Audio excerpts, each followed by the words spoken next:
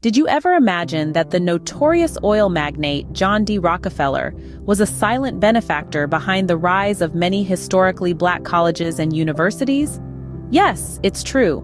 Beneath the well-known image of an industrial titan lies a story of profound contribution to education.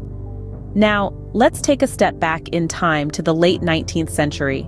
America, post-Civil War, was wrestling with Reconstruction and a pressing need for education among the African American community. In this critical time, Rockefeller, with his vast wealth and a vision shaped by his strong religious beliefs and philanthropic spirit, stepped forward.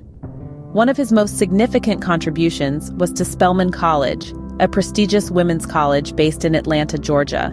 But here's an interesting fact. It was initially called the Atlanta Baptist Female Seminary. So, how did it get the name Spelman? The answer lies in Rockefeller's wife, Laura Spelman Rockefeller.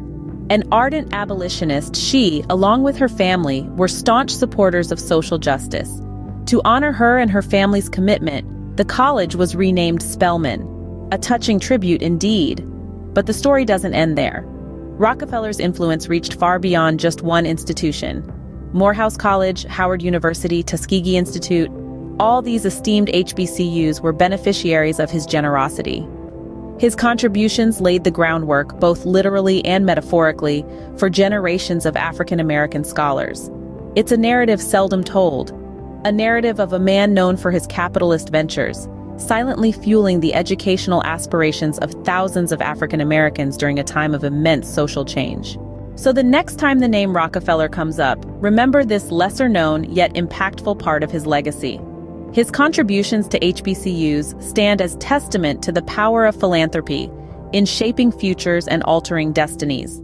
Continue with us on this journey of uncovering hidden chapters of history, unveiling the unexpected and the astonishing. Stay curious, stay enlightened,